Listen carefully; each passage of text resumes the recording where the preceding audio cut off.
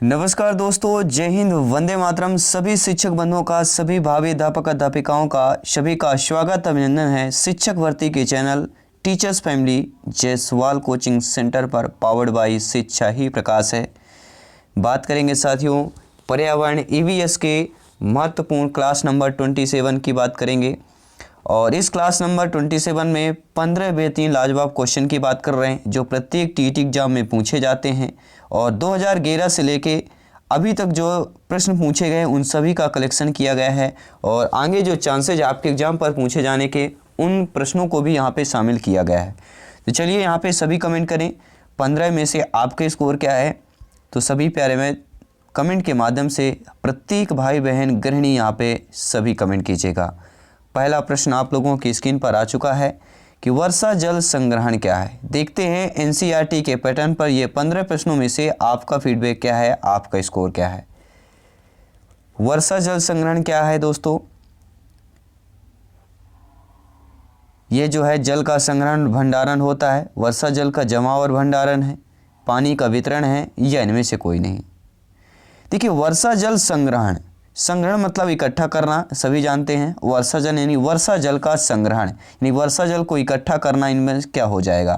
देखिए वर्षा जल को, और प्रत्येक प्रश्न का दोस्तों जो उत्तर रहेगा, प्रत्येक प्रश्न का उत्तर आपको संतुष्टिजनक रहेगा क्योंकि उत्तर को भी हम डिफिनेशन लेकर आए हैं। तो ये क्लास बहुत इंपॉर्टेंट है।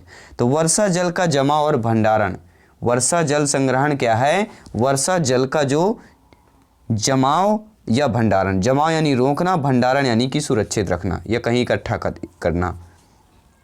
तो बी ऑप्शन सही हो जाएगा क्योंकि सभी जानते हैं धरती पर पानी का मुख्य स्रोत वर्षा का जल है और वर्षा का जल धरती पर गिरकर विभिन्न रास्ते अपनाता है और वर्षा के जल का कुछ भाग मिट्टी के कणों एवं पेड़ पौधों की जड़ों से चिपक कर उनकी वृद्धि में सहायक होता है।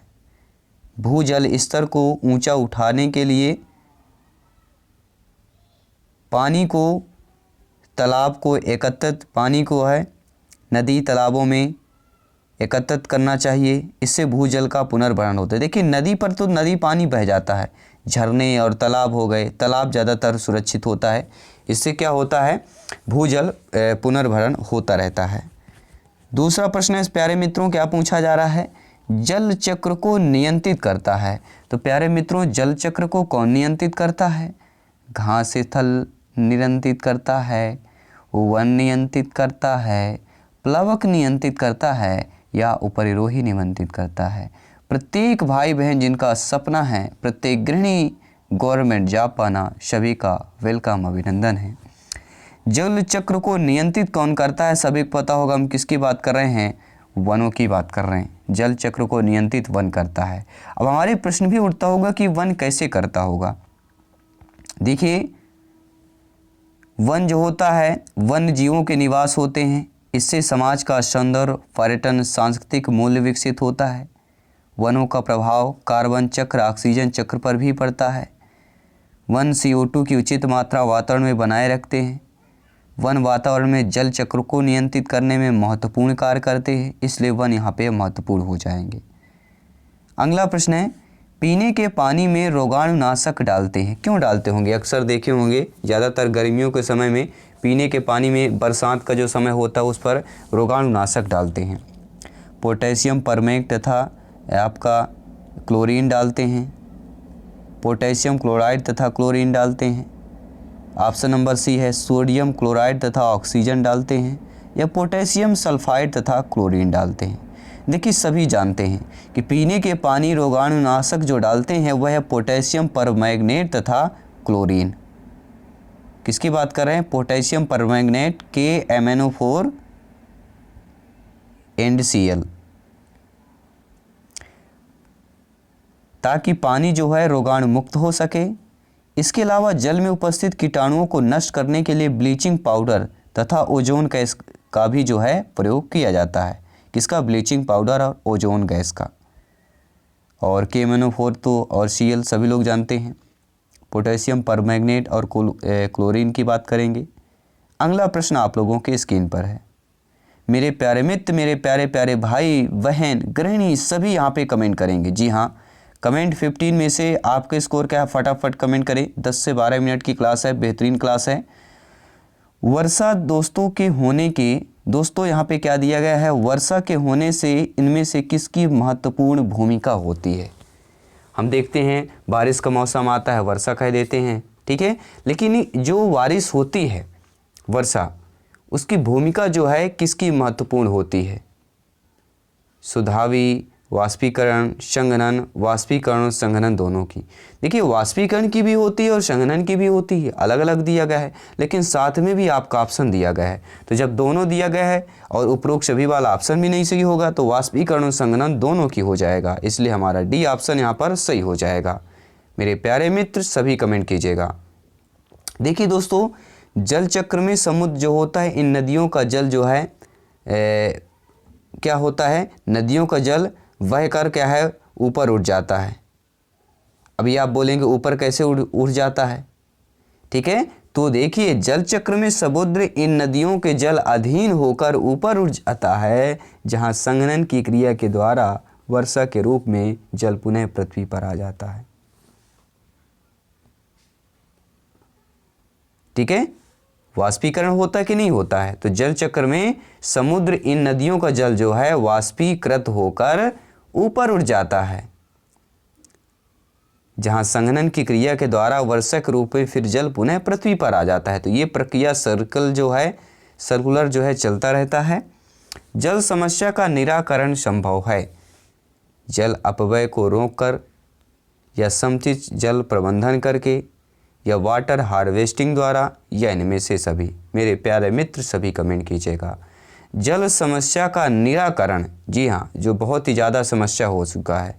देखिए जल अपव्यय को रोककर भी किया जा सकता है, जो हम ज़्यादा एक्स्ट्रा यूज करते हैं उसको रोका जाए, नल को खुला मत छोड़ा जाए, ठीक है, बेवजह पानी को व्यर्थ न बहाया जाए, समुचित जल का प्रबंध करके किया जा सकता है, वाटर हार्वेस्टिंग का भी प्रयोग करके किया जा सकता है। तो यहाँ पे उपयुक्त सभी जो दिया गया है ये वाला हमारा ऑप्शन सही हो जाएगा। ये सभी के द्वारा जो है समस्या का निराकरण, जल के समस्या का निराकरण किया जा सकता है। अब बात कर लेते हैं साथियों अगले प्रश्न की। अगला प्रश्न बेहतरीन प्रश्न है और ये आपके एग्जाम में पूछा गया प्रश्न है कि नीचे दिए गए खाद्य पदार्थों के किस समुच्चय में लौह तत्व प्रचुर मात्रा में पाया जाता है। हो सकता है आपने ये प्रश्न कई बार देखा होगा क्योंकि ये पूछा जाने वाला प्रश्न है। बंद गोभी, भिंडी गुड़, आंवला पालक गुड़, आंवला पालक आलू, आंवला आलू टमाटर। देखिए लौह तत्व की बात कर रहे हैं तो आंवला और गुड़ ये तो पता ही है, ये भी पता होगा पालक में भी पाया जाता है। तो हमारा जो भी ऑप्शन दिया गया है कि आंवला पालक और गुड़, इनमें क्या है प्रचुर मात्रा में लौह तत्व पाया जाता है। लौह क्या होता है, लवण की कमी अधिकांशतः जो होता है बालकों एवं महिलाओं में पाई जाती है। लवण या लौह तत्व की कमी जो है अधिकांश बालक और महिलाओं में पाई जाती है। लौह तत्व क्या होता है, रक्त का हीमोग्लोबिन बनता है जो शरीर में ऑक्सीजन का संवाहक होता है, और लौह तत्व की कमी से रक्त की यह क्षमता कम हो जाती है जिसे अरक्तता या एनीमिया कहते हैं। 7वां प्रश्न दिया गया है खाद्य संरक्षण के लिए निम्नलिखित में से कौन सा जोड़ा ठीक नहीं दिया गया है। देखिए खाद्य संरक्षण के लिए आलू चिप्स बिल्कुल ठीक है, जैव स्वयं भी है, कच्चा आम अनार यानी अधिक समय तक सुरक्षित रख सकते हैं, लेकिन दूध और पनीर को अधिक समय तक या अत्यधिक समय तक सुरक्षित नहीं रखा जा सकता, इसलिए खाद्य संरक्षण की कैटेगरी पर यह आपका दूध और पनीर का जोड़ा सही नहीं दिया गया है। ठीक है, क्योंकि जानते हैं कि सुरक्षित अत्यधिक समय तक नहीं रखा जा सकता है, जबकि आलू से बने चिप्स, कच्चे आम से बना अचार, सेब से बने जैम ये अत्यधिक समय तक जो है संरक्षित सही करके सुरक्षित इसे रख सकते हैं। अगला प्रश्न है बच्चों के द्वारा सब्जी बाजार में इकट्ठी की गई निम्नलिखित सामग्री में उन्हें पहचानिए जिनके भीतर बीज होते हैं। जैसे हो गया आलू, टमाटर, नाशपाती, चीकू, भिंडी, करेला, प्याज, खीरा। देखिए सभी लोग टमाटर में भी होते हैं, ठीक है, नाशपाती हो गया, चीकू हो गया, भिंडी हो गया, ठीक है, करेला हो गया और खीरा, इन सभी में बीज होते हैं। आलू और प्याज में आपके नहीं होता है, तो जिनमें आलू प्याज ऑप्शन दिया गया वो आपका ऑप्शन नहीं सही होगा। ठीक है, टमाटर, नाशपाती, चीकू दिया है, टमाटर, नाशपाती, चीकू, भिंडी, करेला, खीरा, जी हाँ सी ऑप्शन टमाटर में भी होता है, नाशपाती, चीकू, भिंडी, करेला, खीरा, इन सभी में क्या होता है बीज, ये भीतर बीज होते हैं। भीतर बीज की भी बात कर रहे हैं। अगला प्रश्न है, टीना आम पसंद करती है, वह इन्हें जाड़े के लिए संरक्षित करना चाहती है। इनमें से कौन सा तरीका संरक्षण के लिए सर्वाधिक उपयुक्त होगा? सभी लोग जानते हैं अचार या आम पापड़ या जैम बनाकर, ठीक है, तो ये ऑप्शन यहाँ पर हमारा सही हो जाएगा। अगला प्रश्न है, निम्न के समूहों में से उस समूह को चुनिए जिसमें खाना पकाने के तरीके या ढंग दिए गए हैं।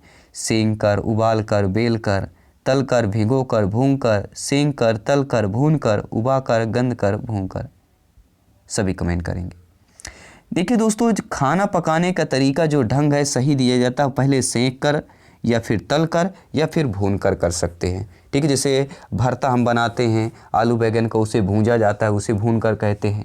सेंक कर रोटियाँ सेंकी जाती है, पापड़ सेंके जाते हैं, तले भी जाते हैं, ठीक है। भजिया उजिया वगैरह जो भी हम सुबह का नाश्ता करते हैं तलते हैं, तो सेंक कर, तल कर, भून कर, ये हमारा सही दिया गया है। सी ऑप्शन यहाँ पर सही हो जाएगा। इन तरीक़ों से खाना पकाया जा सकता है।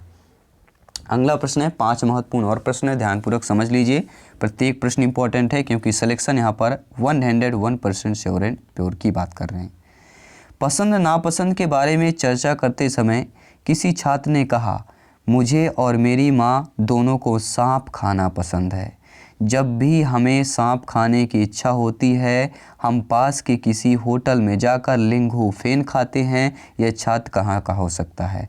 देखिए, जब भी हमने ये लाइन पढ़ा होगा कि सांप खाना पसंद करते हैं, आपका केवल एक ही ऑप्शन पर क्लिक करेंगे, हांगकांग, क्योंकि ये बच्चा हांगकांग का ही हो सकता है, ठीक है। जो विद्यार्थी सांप खाना पसंद करता है, लिंगू फेन का नाम का खाना खाता है, वह हांगकांग के संबंधित रखता है, क्योंकि लिंग फेन सांप से बनने वाली हांगकांग की एक प्रमुख डिश है। या भोजन की बात करेंगे, इनमें से भोजन बनाने का कौन सा तरीका अच्छा होगा? कि सब्जियों को काटना, फिर तब उन्हें चलित पानी में धोना, सब्जियों को काटना, पकाने से पहले उन्हें कुछ समय के लिए धूप में रखना, बैक्टीरिया नष्ट करने के लिए सब्जियों को गहरा तलना, या सब्जियों को अच्छी तरह से धोना और फिर काटना। बिल्कुल सही बात है, डी ऑप्शन सही होगा। अच्छी तरह से धुल लें फिर इसको काटें, काटने के पहले सब्जियों को धुल लेना चाहिए, ठीक है। चलिए अगला प्रश्न देख लेते हैं। प्रिया और दिव्या छोटी लड़कियां हैं। प्रिया समोसे, कटलेट्स, डबल रोटी खाना पसंद करती है, जबकि दिव्या ऐसे भोजन पसंद करती है जिसमें लौह तत्व की कमी हो। देखिए, जो कटलेट्स डबल रोटी पसंद खाएगा, इसका क्या होगा, जो कोलेस्ट्रॉल होता है वो ज़्यादा बढ़ेगा, यानी मोटापा आएगा। और जिसमें लौह तत्व की कमी हो, लौह तत्व की कमी से कौन सी बीमारी होती है? तो एनीमिया होती है। तो किस ऑप्शन की हम बात करेंगे? मोटापा और एनीमिया वाले ऑप्शन की, अर्थात हमारा सी ऑप्शन सही हो जाएगा। अगला प्रश्न है, 2 महत्वपूर्ण प्रश्न, इनको भी देख लेते हैं। नृत्य महोत्सव के लिए कौन सा शहर प्रसिद्ध है? ओरछा, खजुराहो, भोपाल, चंदेरी। सभी कमेंट करें। नृत्य महोत्सव के लिए कौन सा शहर प्रसिद्ध है? अगर आपका जवाब खजुराहो है, चंदेरी है, ओरछा है, भोपाल है, फटाफट कमेंट करें। तो सभी प्यारे मित्र जानते हैं नृत्य महोत्सव के लिए प्रसिद्ध शहर इनमें से आपका खजुराहो है। मध्य प्रदेश कला परिषद द्वारा खजुराहो नृत्य महोत्सव प्रतिवर्ष मनाया जाता है। 2010 से शुरू हुआ, 1 फरवरी से 7 फरवरी तक यह मनाया जाता है, यानी फरवरी के फर्स्ट वीक मनाया जाता है। और कब से शुरुआत हुई? 2010 से शुरुआत हुई थी और मध्य प्रदेश कला परिषद द्वारा यह मनाया जाता है। अगला प्रश्न है, कलचुरी राजवंश किस प्रदेश से संबंधित है? उत्तर प्रदेश, केरल, कर्नाटक, मध्य प्रदेश।